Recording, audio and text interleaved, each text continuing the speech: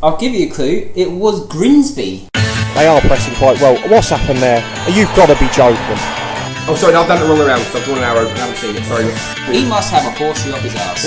If we're playing on professional and that's happening for Barcelona, 2 years ago. Sorry about that. I don't know what that was. I'm sorry, that's just put me off the game. I'm not having that. Anyway, segue, moving on. What has that got to do with football? Why is that at a football ground? Hello and welcome to season 2. Yes, we're back for another season of the Honest Football Podcast, where we bring honesty back to the beautiful game once again. Yes, it's a new season and we've got some brand new features as well. The football season started, so we'll be talking about the EFL and non-league in a weekly review. We'll also have a brand new story of the week, as well as our usual main topic and our question of the day, which is so famous with Craig Savage now. Absolutely. Lads, the football season has started. Have you been watching many games? I have. It's been the international break in the last couple of weeks, so I've been watching plenty of National League football. None of the international football because it's now on Sky Sports, which I can't afford. So were there any National League games that stood out to you, or sort of what's been... Well, there were a couple. So there was a Havant and Waterloo, which I know you mentioned on the prediction show a few weeks ago you've got a soft spot for. Yeah. And they played really well, actually. They beat Aldershot 2-1. But then more recently, Ebbsfleet, last season in the playoffs, of course, they played at home to... Gateshead, yes they did, because we were talking about it a minute ago. And I already forgot them. Gateshead were brilliant. Absolutely brilliant. For a side that I think you two both predicted to go down, if I'm not wrong. At least one of you did. I might have. No, I didn't. One person maybe I went for Gateshead then, yeah, I'm not too sure. But they were absolutely brilliant. Ebbsfleet, they looked shot of confidence, and hopefully that won't be another manager. Did you have quite a funny story about Gateshead in that game? I did. So I saw a little thing the day after to say that they always have a gesture to their fans. They go and thank them personally for the away games for coming to the ground. And they made it out like it was this big, great gesture. And when you look, they actually had either 11 or 12 fans at the ground. And I know it's an awful long way, and they're in the shadow of Newcastle and Sunderland, but I just thought they'd made that gesture out to be a bit more than it actually was. One player per fan, isn't it? Don't compare Gateshead to Sunderland. We know Gateshead are a bigger side than Sunderland. Okay? Well, I'm not attributing it myself to that. No, it's quite funny that they shake hands with the fans, and it's actually as many of the starting 11 could do that in one go. To be fair, give them credit, because it's a tremendous long way. It's a long journey for every away game for them. But the reward should have been that they gave them a win to take home. So, and did they? They did. 1-0 win. Well done them. Steve Watson's doing a good job, actually. He's done miracles there, considering the circumstance. Yeah. How about you, Craig? Much been going on, or? Well, I went by your recommendation and watched the Barry Fry documentary. Yeah, it was brilliant. It was actually really, really good. Anything stand out to you from it? Or yeah, him losing the FA Cup game against Wrexham, which they were 2-1 up and somehow lost 4-2. Yeah. And he sat in the change room, the whole change room was silent, and he went, fucking hell, waste of time, this FA Cup, what is the point?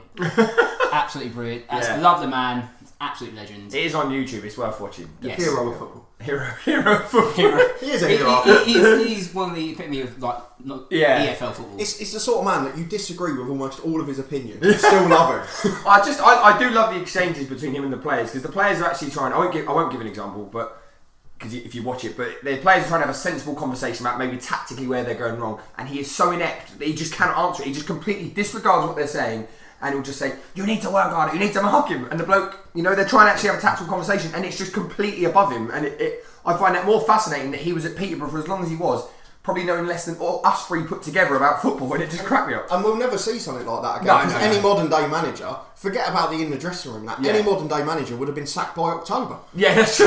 What I give him credit is that he will leave it in the change room. He won't take it. No. It seems like a nice. I mean, there was one game, just to finish it off. There was one game, I think they got beaten or something, and he just went, "Fuck it, go home and have a beer." Which is a very non-league thing to say. Exactly. Yeah, it wasn't sort of any lower league football. You need people like that, don't you? But yeah, I don't know. What about you, Charlie?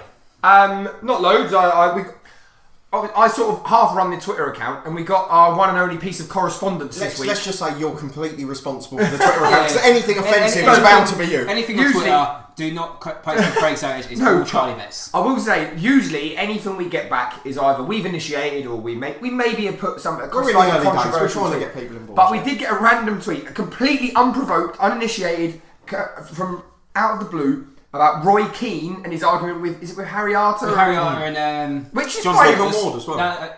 Stephen Ward sent the video. Which I'd happily talk about. It's not really what we talk about as a podcast, but someone just tagged us in that tweet for no reason. So I'm more than happy to have the correspondence, but Maybe just we're honest about Roy Keane. I don't know really. We hadn't mentioned anything about international football, as we've just said. We're not, we didn't really make any effort. But we cannot blame anyone for being honest. No, I appreciate that. No, and that's what we are. If you want to tweet us any random stuff, feel free to go ahead. But yeah, that's taken up quite a lot of my time because I'm not really au fait with Twitter, to be brutally honest.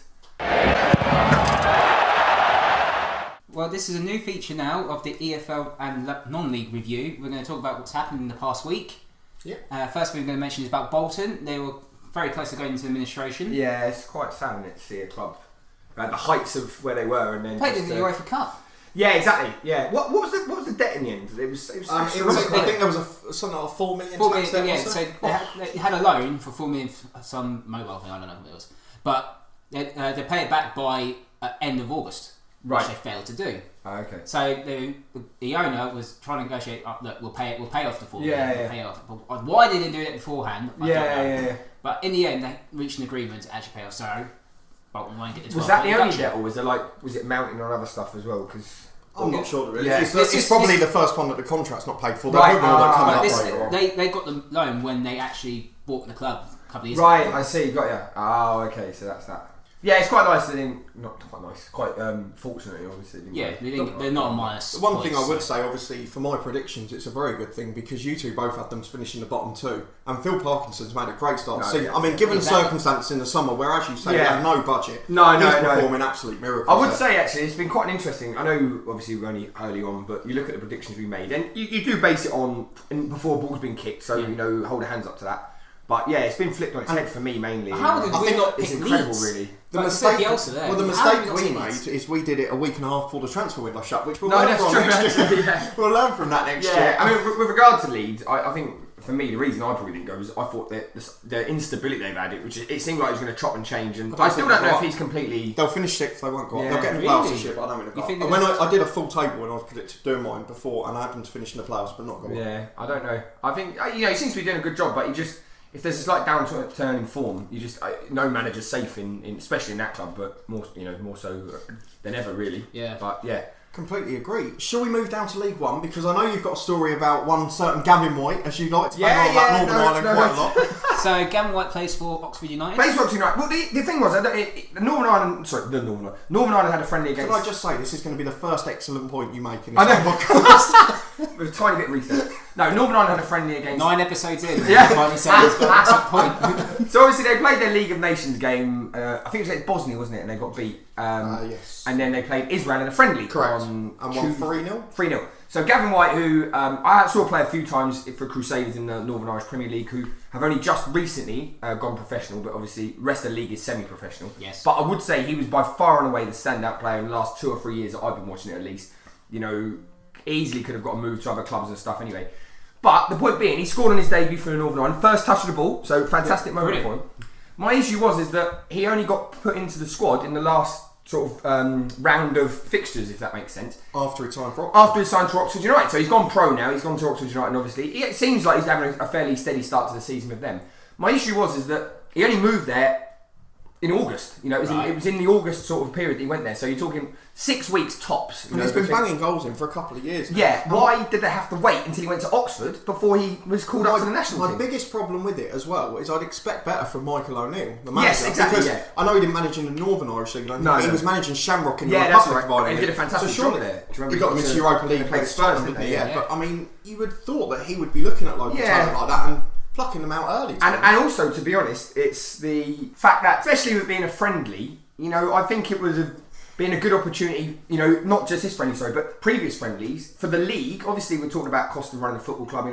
It'd be good exposure if you had a player coming from the Northern Irish League representing the national team at the top level. That's a really good thing. There must be a couple of others there. Because we mentioned in the summer Ryan McGivern, who's gone there, who was a Northern Ireland international. David Healy's the manager of Linfield. Exactly. So there's got to be people around. Because currently it seems to be the other way around. You have the internationals who play in England, have their careers, then eventually they drop down to that league. But how amazing would that have been if you had someone who's in the league at the time, by far and away the best player in the league, then representing the national team? I just don't understand why they had to wait 6 weeks. And to any Oxford fans listening, let's not forget that you predicted them to go down because you hate the club. No, I don't know. I hate the club. Listen correctly, I hate Carl Robinson. I hate their three-sided stadium. That is frustrating. But if we had a shit list and Oxford were actually... If we were doing EFL stadiums... Well, Oxford would definitely win it. But the point being is, and I'm sure this isn't the only example, but it's just obviously the most prevalent one that's happened this week. Yes. But why, particularly smaller nations, maybe not so much England because obviously the way it works, but why smaller nations have to wait for someone to sign at a big club before they're picked? And I think it's just not. It's not. I think Well, do you see what I'm getting at? I don't understand what you mean, but. It's always Gavin going to be the White, way the world give him works. credit, and he's taken his Agreed. And he'll probably be in the next squad in a month's time. So I totally agree with you. League 2. I don't have anything Well, for League 2. I've got Northampton Town actually. Charlie, So I don't know if you saw this recently. They were playing Cheltenham. Cheltenham? Yeah, Cheltenham. League 2? Yeah, Cheltenham. I don't know why I'm repeating that, but anyway, they were. He's obviously done his high level research. No. I remember that. No, because I always get mixed up with someone else. But anyway, it doesn't matter. Charlton? No, Chelmsford, but is this a different? That's No, I know. No, because the last time they were in the same division. No, I know that. You're turning No, to, I do that geographically, not You're turning to James May. No. The point being is that this goes back to a point that was made by Dan, a few episodes ago in Series 1 about the iFollow and the streaming and all that sort of thing. And actually, it came out recently that Northampton Town, one of the most expensive, grounds in League 2 to go to, believe it or not, £24 for a ticket, or weighed up against the £10. Is it £10? I think watch to stream the game on the iPhone. Can I say both prices are a disgrace? Oh yeah, both are. Yeah, but where's the encouragement? Like we mentioned before, where's the encouragement to then go and watch the game live when I can sit at home and watch it for a tenner? I think that's the loophole because that you can live stream a game on 3 o'clock when it's only international weekends. Oh really? Yeah. Yeah, but surely that's even more of a reason to go to a live game if it is an international weekend. Because say you lived near Northampton, but your team that you followed plays in London. Just for argument's sake, you might be a season ticket holder at Arsenal. Not saying that happens. Obviously, Arsenal aren't playing because it's an international weekend. Yeah. Where's the encouragement to then go and watch your local team? For me, I just thought it was so outrageous that there's such a disparity between going to the game and streaming it. So for me. Not that I think you should be paying to stream, because as we discussed earlier, I don't agree. But if you're going to do that, surely it has to be the same price as going to watch the game live. Or you could do a better way, is don't go watch Northampton for £24. Watch a non-league side for half. Half the exactly. Lower but to back up that point really, really quickly about the Northampton thing, the away support that day, because of the cost of the ticket and the cost of the iFollow, 223 fans. And lowest away attendance for the whole league for that day. And you mentioned that. Me and Charlie did go to watch a non-league game at the weekend, and we're going to bring that up a little bit later on, so stay tuned for that. But for me, surely you don't need any more evidence than the fact that they're the lowest away attendance in the whole league, and yet they're the biggest gap between their match day prices and it's not the good. iFollow. But that all stems from that stupid iFollow thing, to be honest. Also, League 2, Harry Kewell, new manager of Notts County, had the best of starts. What a day that man had. Brilliant. 5 on defeat at Exeter and a red card. Again, you both had Notts County to go No, we did. No, and I had Crawley to go off, and they've stolen the bloody manager. I'm gutted that Kevin Nolan's got the sack. I still think it was harsh. I mean, this leads me on. He's had a terrible start. It leads me on to my only other EFL point, which is in August there were 3 sackings, managerial sackings. There were 5 who left overall, I think. But 3 were sackings, because obviously Kewell just left, I think. Kewell left. And Gary Bowyer left at the start of the season. But other 3 were sacked, and then Collins at Bradford was at the start of September. Yeah, Collins at Bradford, Gary Johnson at Cheltenham, and Nicky Dawes at Scotland. That Gary Johnson one was the worst for me, I think, out of all of them. Nicky Dawes and then Kevin Nolan. Yeah. I mean, Johnson, it was the way it was done, and even the fans have said so. Yeah. But we're going to mention him again in a few minutes, I think. Yeah. But one of the things I would say about it is that it's just absolutely atrocious to sack your manager off.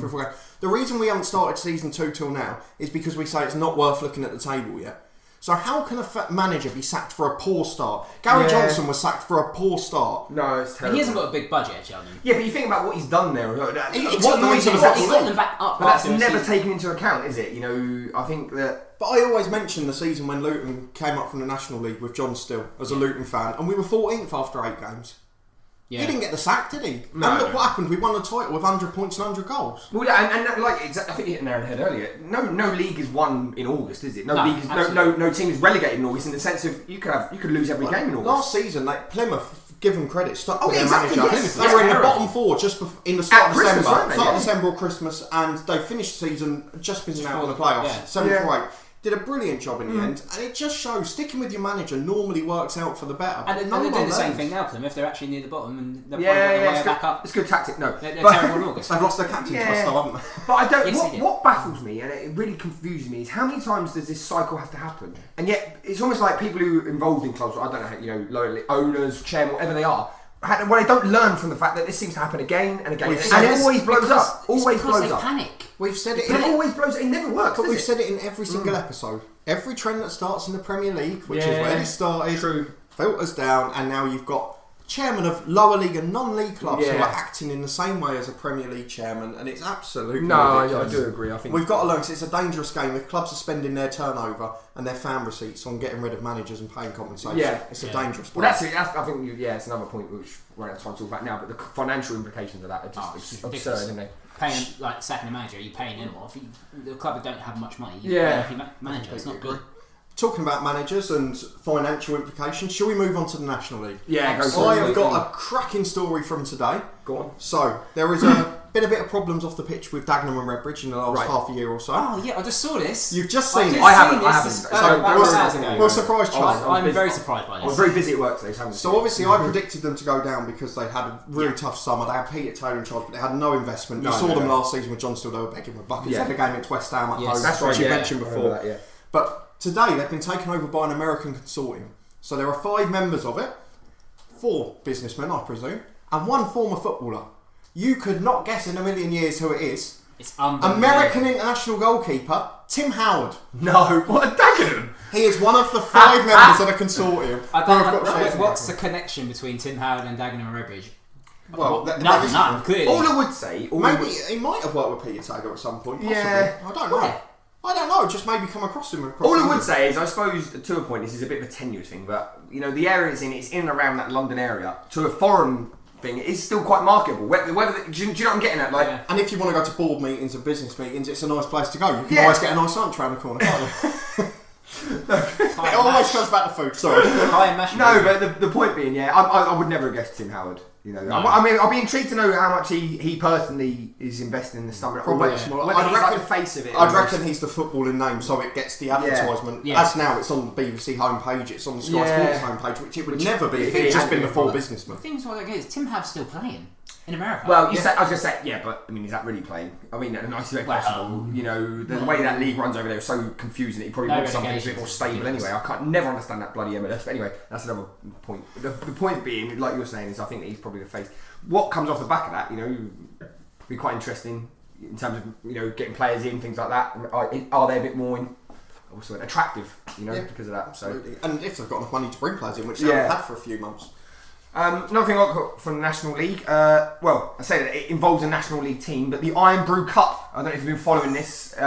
We will probably speak about this in more detail at some point. But should I talk about this now? Is that alright? Yeah, feel free. So you got it's only because it happened this week, didn't it? Yeah, the draw was this week. So there'll be many more draws afterwards. That's how our cup works.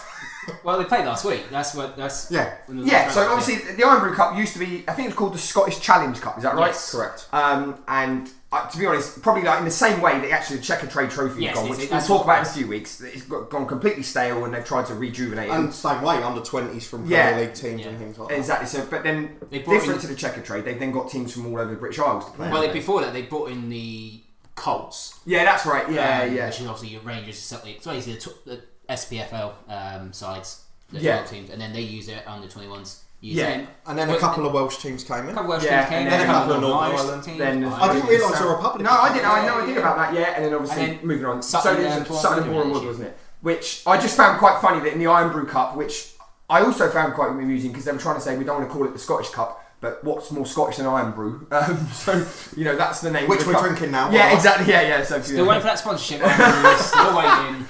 But I just found it funny that Sutton United, rather than drawing any team of all the leagues in Scotland and they're under 20 teams, they managed to get Bohemians of Dublin in the Scottish Cup. So you've got an English team playing an Irish team in the Scottish Cup. And where else in the whole of the world of football would you get that? Can I make a genuine point on this? Because they've drawn an Irish team away from home. Yeah. Surely that's got costs for a National League team. How much is involved? Craig Savage has the answer as always. I do have the answer. The Scottish FA pay for their travel fee. That's a good touch actually. Yes. But still, so obviously, like Sutton played. Who they play? Bohemians, is it? No, Sutton were away last round. They played in Scotland. They played north of Scotland. So they had Adrionians, was it? Or was it the other one? Dunfermline. One of them. Dunfermline, it might have been Dunfermline actually. They paid the SFA, should I say? They pay for their travel fees now. But travel, I understand. But if you're Sutton You've got to United, you stay go in a to hotel. Scotland, you're still going to have to pay what accommodation then? No, they pay for that. The SFA pay for all. Accommodation and travel. Yeah, travel. Right. Yeah, Oh, so okay. That actually then makes sense to the competition. Yeah, That's brilliant. but here's the catch. That must be a hell of a sponsorship from Iron Brew, by the way. We'll have a little share of that, 100%. If a final is between an English side and a Welsh side, Oh, here we go. Right, go on.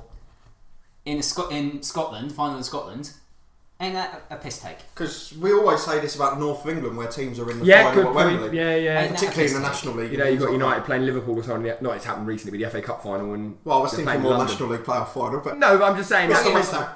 No, I'm just saying that principle though. Yeah, It happens at the top absolutely, level, isn't Yeah, it? You know, so. do you expect those Sutton fans to go all the way up to Scotland playing in Fir Park? Well, whoever it is, unless they're Scottish teams, it's going to be a trek, isn't it, for them? Whether you know.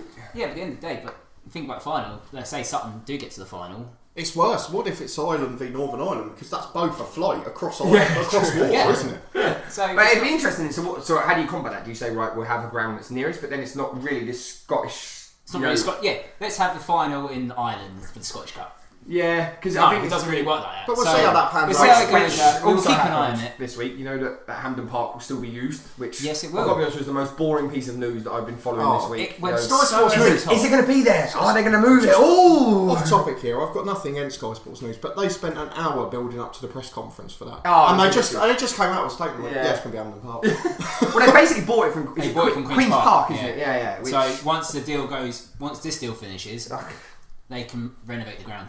yeah. So we've done the National League. So finally, are we going to move on to North and South? We are indeed, and I think we need to address the elephant in the room before he we goes doing too much South? on. We doing South first? Yeah, yes. we've got to because I Well, think I've got- So two things.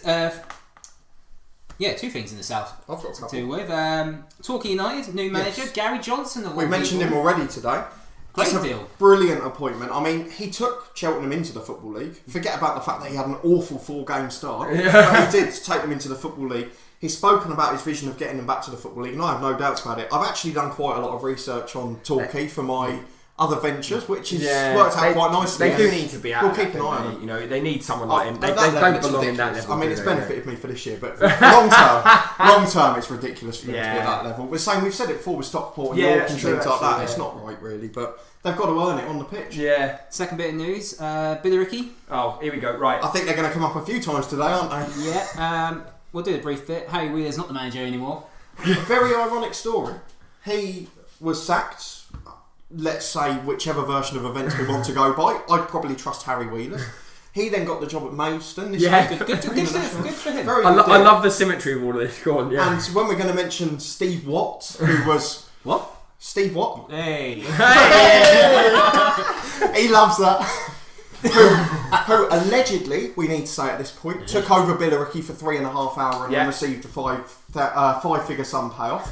If we take Glenn Tamplin's versions of events, and as Charlie says, why would he ever lie? no, that's taken out of context. He never appointed He's a him. great guy, isn't he? He's a tactical genius, I think. But he I can. was fishing with that one. He can defend himself later for that. But whichever way we look at it, Steve Watt, who was the former Maidstone caretaker manager, Yes. who then went and took that job at Billericay, left after 3.5 hours or never got it at all, and Harry Wheeler stole his job in the process. I mean, to be honest. I think Harry Wheeler. Well, Harry Wheeler was But before. if you're that fella, what you've got to be Just makes sort of it kicking look your like luck a a mug. bit, really, haven't you? You know. He'll get another job. And but- allegedly, the story was that he wanted £500 a week, and Tamplin would only pay him £400, despite the fact that Tamplin's allegedly paying himself more to be the manager at the moment. But I And can't I help but appreciate think. he's investing more in other areas, but Just to go on that topic really, really quickly, I know it's obviously quite humorous and we do talk about I can't help but think, and it's not just us, because you look all over social media, they're banging on about him, but are we actually perpetuating his sort of thing his by style. talking about him? Like, are we We're better off boosting as a it- football world ignoring him and he might So, actually go is there away? any club in the non-league being talked about more than Billericay? No, exactly. And That's what you want. That's don't what you? he wants. Yeah, and I just think it We're But boosting he's- his ego. He's at the Talking about stage of being becoming a joke club, and Yeah. you have to be careful of that because then real football people won't want to work there. The people I feel sorry for are the real fans, Yeah. not the ones who have come along after the 120 who used to turn up every week before that, or the 200, however many it was. They're the people who suffer because they're the ones who sit there and they'll be left with the buckets picking up the pieces when he pisses off and no one will invest the money he No, is. I couldn't agree more. No, I think But, it is. Sorry to get a bit dark on that. No, but no, it's, I think it's a very it's a good point point. that has to No, be you said have because to. it's happened to us with Luton as well. So. Yeah. Moving on to the north, another managerial casualty, Hereford. Yes, this one's a disgrace as well, isn't it? Well, you consider, Hereford the last few years haven't exactly had the best run of, fortune, and then they've come back 3 promotions. Obviously, yeah, exactly. That's what I mean. And they've also let the assistant go today as well, who was there for the last 2. The problem I have with it again. We're in the middle of September, and we're talking about being sacked with a heavy heart for the poor start to the season. And even more disrespectfully, in their statement, the club statement, they actually said we're looking at this with a more long-term view of getting back to the Football League, which is basically implying we didn't think he was capable of doing that. But you can't do that without giving someone a chance to prove it, especially after what he's done. And I just feel like he's been undermined because, as a few fans of theirs have pointed out, we're not too worried because anyone could have got those 3 promotions, which potentially you could say is true, but we all know on the pitch it's a lot harder to do that. We've seen teams like that before. They had a 12-man for those 3 seasons. Yeah, but you can't. 4,000 fans are like in the summer. That's not his fault. No, I'm not blaming him at all. No, I'm not blaming him at all. I'm just saying that kind of boosts the players. It's part of the reason why. The point is, if that hadn't started well, that fan base would have gone quite quickly, and it wouldn't go, but it would turn quite sour quite quickly, and there'd become the fear of, well, we're not going to make it back up. We're not going to boost the finances. We're going to be stuck here forever. I was just about to say Hereford. I think they will. I think they'll be right mid-10, but then I predicted them to win it. I mean, you got to look at it from the sense of it's always going to be at that level. They're going to be an attractive club. You're always going to get someone decent in because of. But they've probably only got one, maybe 2 more divisions before that's the case because they were a National League / League 2 club before. That's true, actually. Yeah, no, I agree with you on that. Oh, can I just point out because you did mention our predictions, Billericay. Am I looking so bad for predicting relegation now? Because it could happen. Hold on a minute. If it depends on his belly up or not. They're second at the moment. They're playing Dartford tomorrow. Yeah. Or today, where this recording's happening. Well, if he keeps threatening to leave every week and then he doesn't get an owner who wants to invest that amount of money, so they're going to be getting administration within 3 months and probably liquidated not long after. No, because he said he wanted to sell the club. No, he doesn't want to sell the club. But he's only given a 3-week deadline. No, but his new interview today, where he claimed that he never hired Steve Watt, he also said that we're talking to investors over the next week in terms of doing a 50-50 split. And the reason he's staying, he said, I quote, I will decide what happens next week. Which he is the owner, he can decide that. But, think about your club as well. The one thing that I would say with that is that once that person comes in, they said apparently they wanted him to be the face of the club still. Now, what sensible businessman wants that person to be the face of your club? Yeah. And it's a bit like... I know who that sensible owner would be. It'd be John Gurney. No, but I think you see countless examples through big clubs who, for whatever reason, someone has some sort of success, and no matter what you say about him, I appreciate the ridiculous wage budget, but they have had some sort of success. But when that man doesn't completely disappear, it's a massive cloud. So, for example, when, going back years, when Matt Busby left United, he was still part of he was in the executive board. Well, same thing. Yeah, that sort of thing. And really, it had a massive negative effect on the club. And you could just see the same sort of thing with Billericay. Unless he completely goes or completely stays, it will always. I can never see it. As I said, there's a certain level where that sort of messing around has to stop, and he's not far from it. Yeah. Maybe they will be okay this year, but if they get to the National League, that won't work. No. One thing that did annoy me this week is that there's no National League game on TV, so we've got to wait till next Saturday for that. So I won't be able to give you an in-depth game review, but we'll see what the next week brings and we'll come back to it in a week's time, I guess. And now it's time for Story of the Week.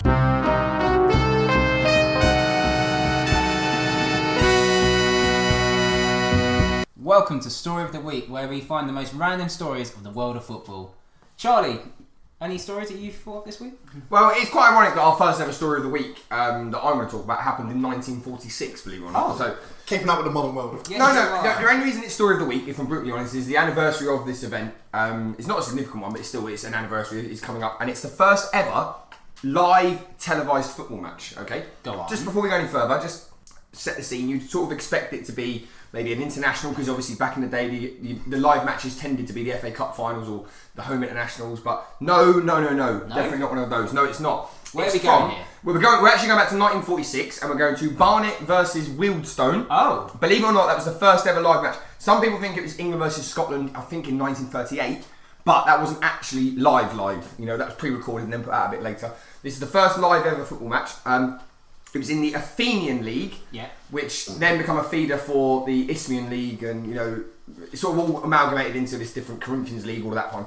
But anyway, cut a long story short, it was put out live, and this is a bit that I found amazing in doing research for this. You can still get the original schedule for the BBC, because that was the only channel that was on at that time, for that day in 1946. And where can you find this TV listing? It's not easy to just go on Google. You know, you know me. My research doesn't extend. Charlie's research is always first three options on the search bar, and that's about it really. So no. On a serious note, it's not just the fact that it was the game; it's the significance of it and the reason why those two teams were chosen that I found the most interesting. I thought it was a nice story.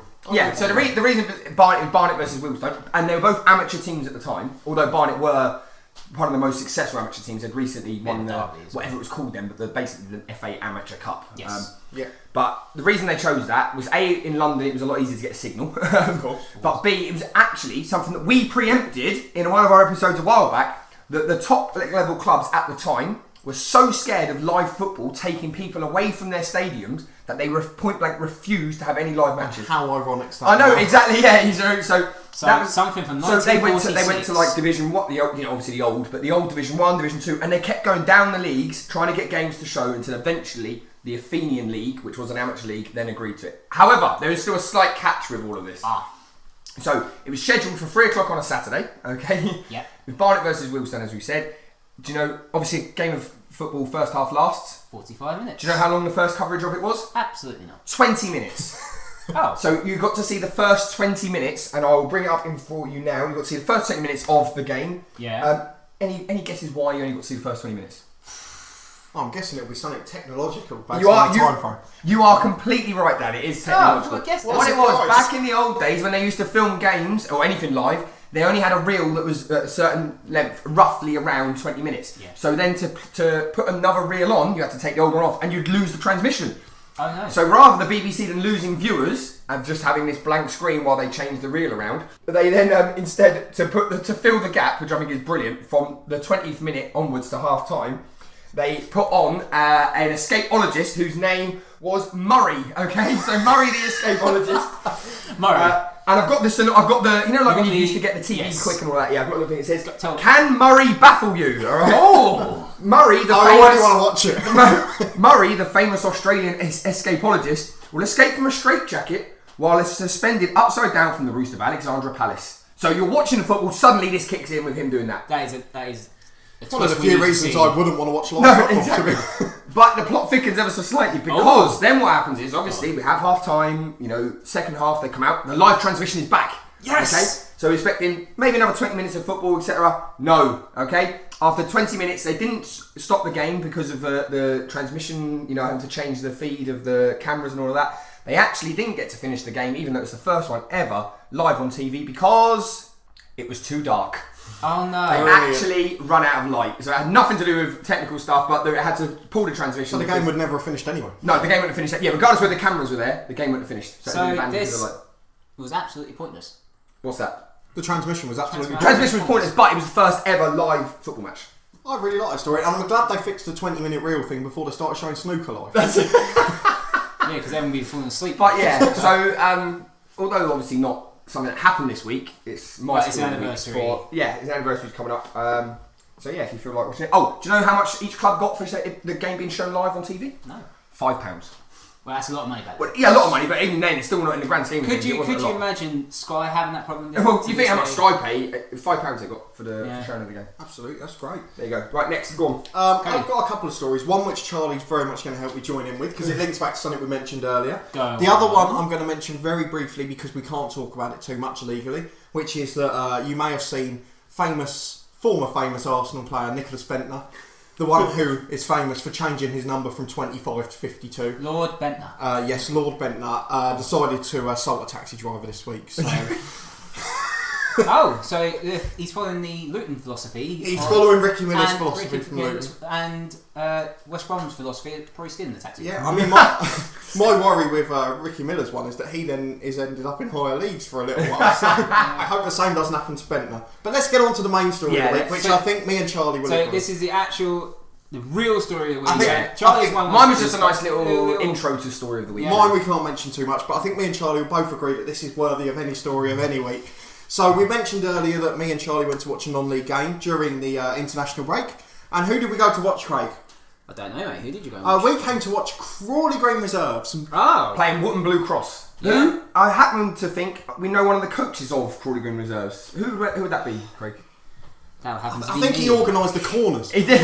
No, so, we obviously went to watch your team play on Saturday, Craig. We made it to half time. We did, yeah. It probably wasn't the most amazing game of football. I'm sure even you would agree. Like, you got to win, which is the most important thing. Yeah. Quite physical game, wasn't it? Yeah, it was. I didn't think. It was a quite poor game, wasn't it? However, that wasn't the main point of the story of the week. No. There was one small element that you might want to contest, I don't know. But we've been recording some short episodes, haven't we? We've been recording some little midweek rants, which are going to start this Tuesday. They're going to fill the week, so they're going to start on Tuesday nights. And one of them, which will come up in I think the third or fourth week, is a debate about man or zonal marking. Yeah.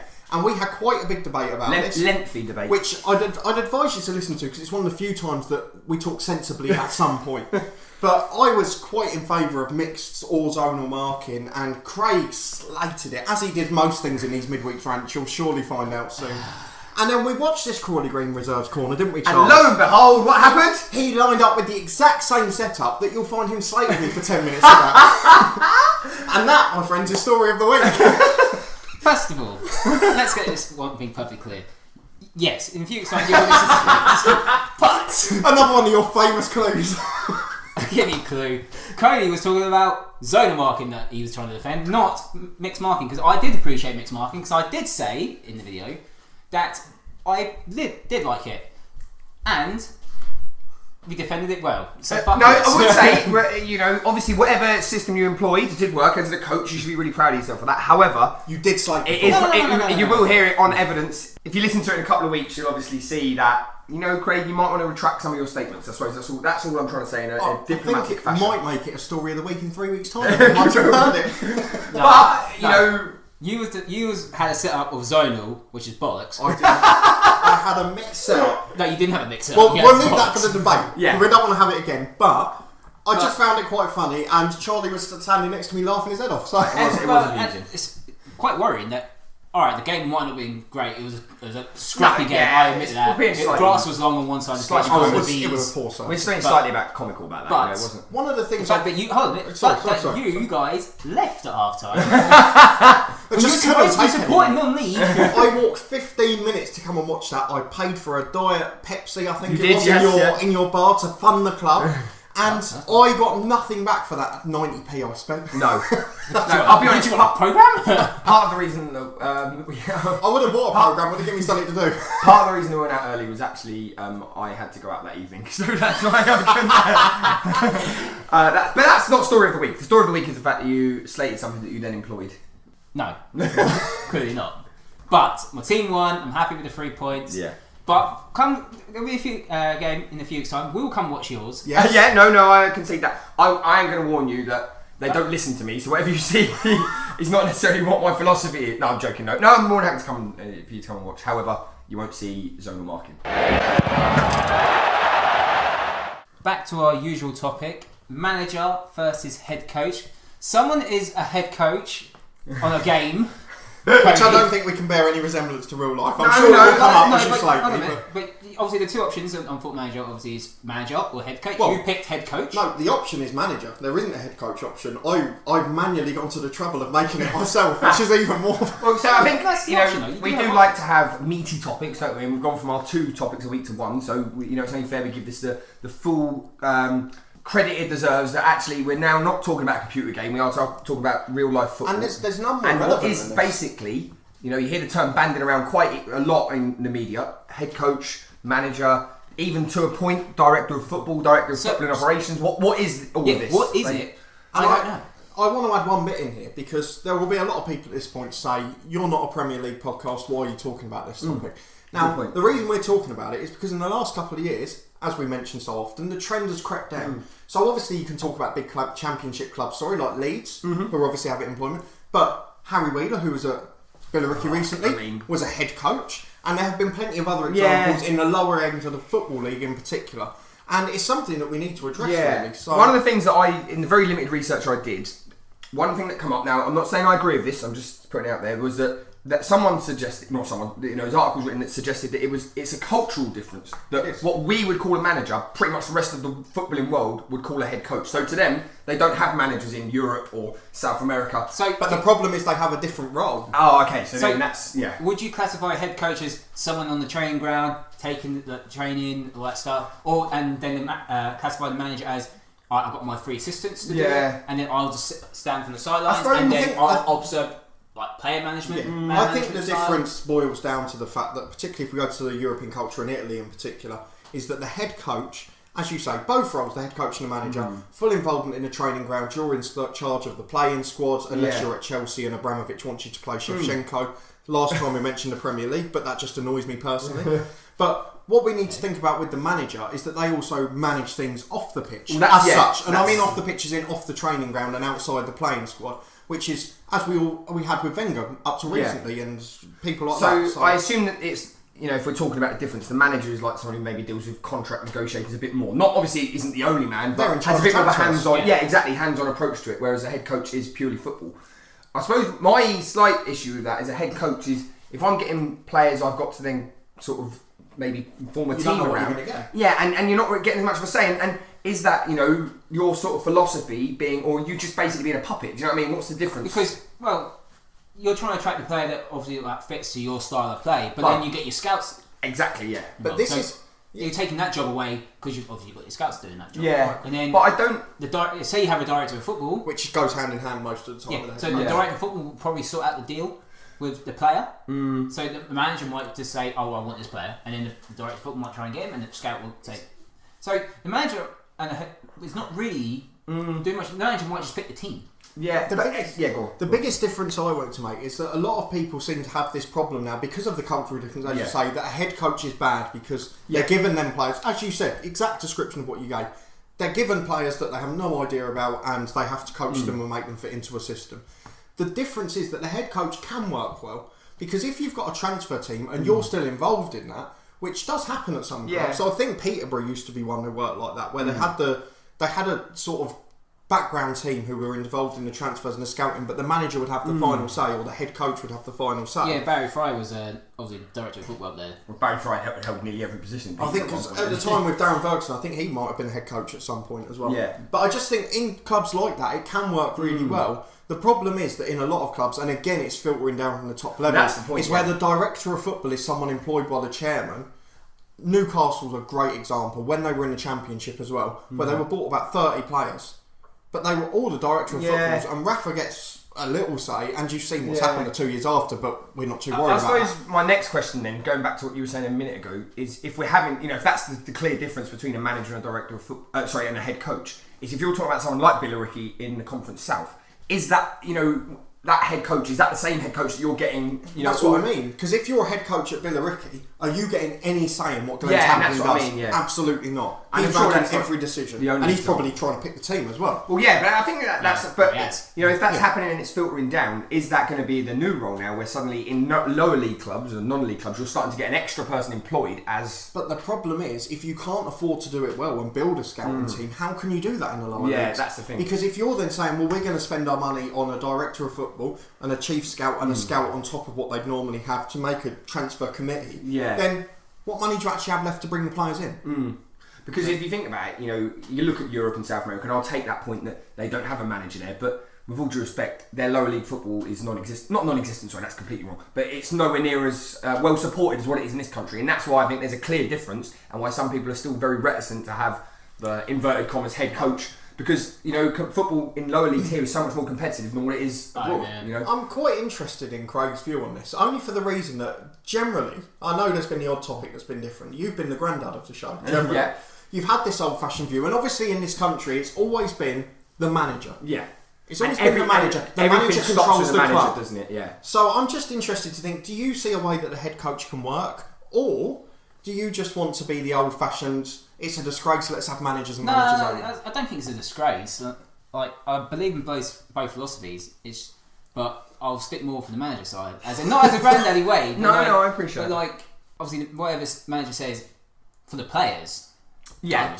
And then the manager will take it on the chin from the director of football and the that's Good point, because I sort of feel like if you're the head coach, can you shirk a little bit of more responsibility than what you would do as a manager? You know, in that sense. If I was a player and I've got my is a head coach, I don't think I can respect that a bit more compared to a manager. Because not because of the term head coach. I'm like, I just feel if you're a head coach, you're just coaching the team. If I'm a manager, you've got that role model. And the problem at that level as well. And Bradford's a great example because I'm pretty sure the manager they just appointed was as a head coach. Yeah. Not Stuart McCall. Well, they've had so many different. They tried Stuart McCall. Sorry, David Hopkins. They've had so many different head coaches. That's the problem. Is that eventually, so in the summer, we're going to say the manager or the head coach had very little say in the transfers, or didn't have the full say. He's given this team, starts the season poorly, then who gets sacked?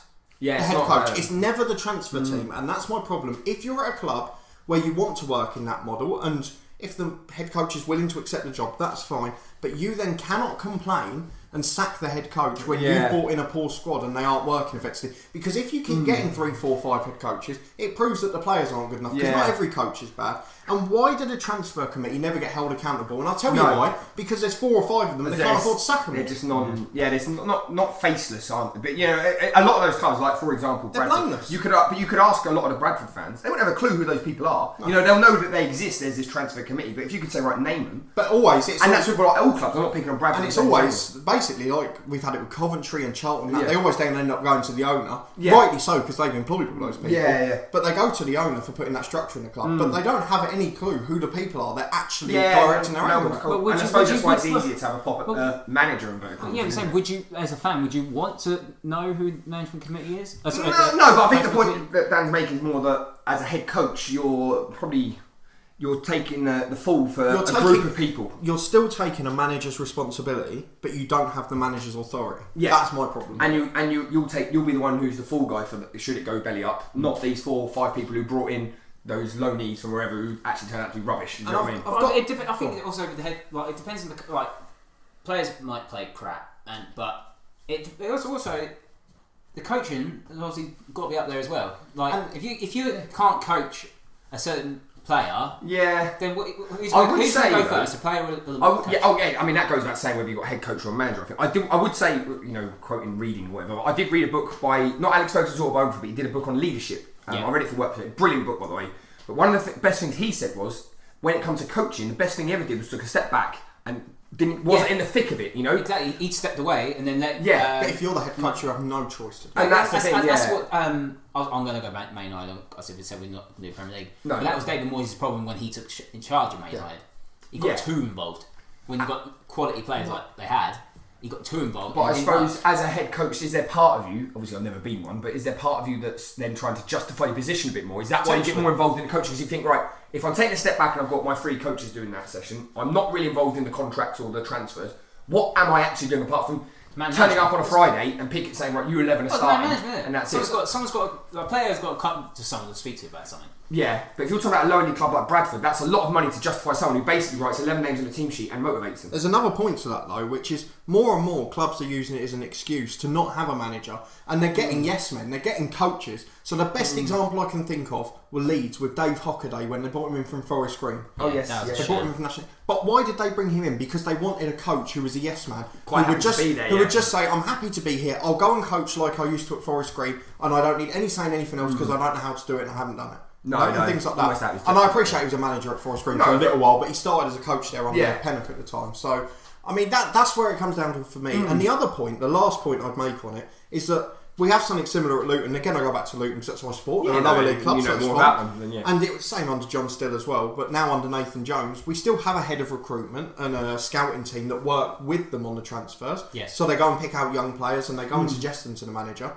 But the manager is still a manager and still has the final say. So my problem is, why is it, because it's done abroad or because it's popular culturally, do we have to have a head coach with a director of football or a head of recruitment? Why can't we have both? Because as long as they're a team working together, it works as well as a manager like Ferguson and David Gill, taking your United example. Yes. It doesn't have to be 2 businessmen or a manager and a businessman. It can be 2 of each from each side. It doesn't matter. I agree. Totally agree. So... would you classify, if you got given the job, would you classify yourself as a manager or a head coach? I wouldn't take a job as a head coach. Not in real life. So you would take yourself as a manager? No. I would never. I much prefer the on the ground coaching stuff. I hate being like the front man. But if push comes to shove, you've got the. If you're going I'd to have no problem as a manager because I couldn't deal with the fact of having players that I didn't necessarily want to have. I think with me is if I can be the manager, but as long as I have a good team behind me. That's it, and that's the point. You still have the same good team as long as you have people working with you. You can still have a transfer committee. Doesn't matter. Just to sum it up, I think gone are the days like it was in the 60s. Where literally one man and his coach and the physio, and that's it. Yeah. Pretty much running a club. No club at professional level. It's not like that anymore, is it? So you do have to evolve with the times. But unfortunately, we're going to be outvoted, and the head coach will probably become the norm.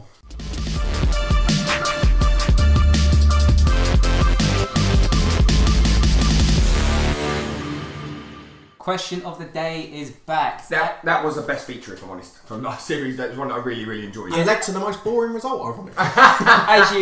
If you haven't listened before, last season Charlie won 1-0. Over how many episodes? Over 8 episodes. One was given controversial because I fucked up. And if you're wondering what that intro at the start of our theme music was, that was Craig Savage fucking up. And I was just going back to episode 5 and having a listen to the last 5 minutes of it. I'll give you a clue. It's got nothing to do with Grimsby. Right, okay, go for it, Craig. Hopefully, Cody might actually get a question right. Let's see. I highly doubt that.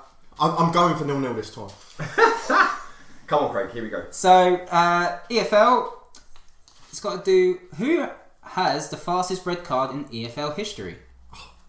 How are we going to know that? It's just fastest red card in fastest red card in so just EFL to clarify, history. is that from when they entered the pitch or from kick-off at 0-0-0-0? 0-0-0. Oh, okay, right. I have no idea, so I'm just going to say Michael Brown. do you know? I'm going to go for someone who I don't know. I know he played for Luton for a bit, but I just know he's a bit of a head case. So I'm going to go for Michael McIndoe. Oh, good shout. Oh, no, only because I know he was an absolute nutter, wasn't he? Well, what I can guarantee is that we're both wrong. Are we both wrong? Yes. I am absolutely gobsmacked. I won't say who the player was, but do you want to have another guess of how many seconds it was? Seconds? 13. 22. Cody, you're spot on. 13 seconds. Wow. It better not be Richard Dunn, because I've got Richard Dunn again. It's not Richard Dunn. It was the Sheffield Wednesday goalkeeper, Kevin Pressman. Oh, I knew that! Oh, I've heard that one before! 13 seconds. Was that when he needed... Oh, that was a bit sneaky, that one. Well, how was it sneaky? Well, Kevin Pressman retired about 25 years ago, didn't he? Well, this was August... No, 2000. I'm joking. This was the opening day, August 99. After... Well, in the Premier League then? Oh, sorry, 2000, should I say. That's what I was going to say. August 2000, my apologies. 13 seconds against Wolves. I mean, EFL wasn't even a term then, Craig. It's a football league, man. No, I'll give you that. Right, okay, was that in Nationwide Division 1? That's so annoying. I actually knew that he'd been sent off that quickly. You all know it after the answer, don't we? No, but I mean, genuinely, I did know that. Right, what was he sent off for? Handball, outside the area. Of course, yeah, that makes sense. So, that wasn't the quickest send-off in history, though. Do you want to have a guess on the quickest sending off? Was it in England, or were we talking about... In England, yeah, in England. Don't know. Couldn't guess. Premier League game. No, it wasn't Premier League. It was actually non-league. Non-league? Yeah. Oh, that could be 8 Was it a player or a manager? Player.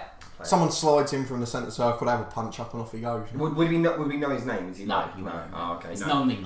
Well, then why did you ask the bloody question? No, I'm going to tell you the story. Why Go on, yeah, go for it, Craig. Go on. Player got sent off after 2 seconds. 2 seconds. The reason why the referee blew his whistle close next to the player, he went, "Fucking hell, that's loud." Ref sent him off. Who was that player? Do you know? I can't remember his name. That's a might be genius, something isn't it? Sean Pratt, something like that. I could be genius. wrong. If it's not him, my apologies. But yeah, 2 seconds. So Kevin Pressman, 13 seconds. Wolves at Sheffield Wednesday, and it's 0-0. That's so annoying. I knew that as well. Well, that's it. Thank you for listening. Don't forget to like, share and subscribe for 2 new videos every week on the Honest Football Podcast.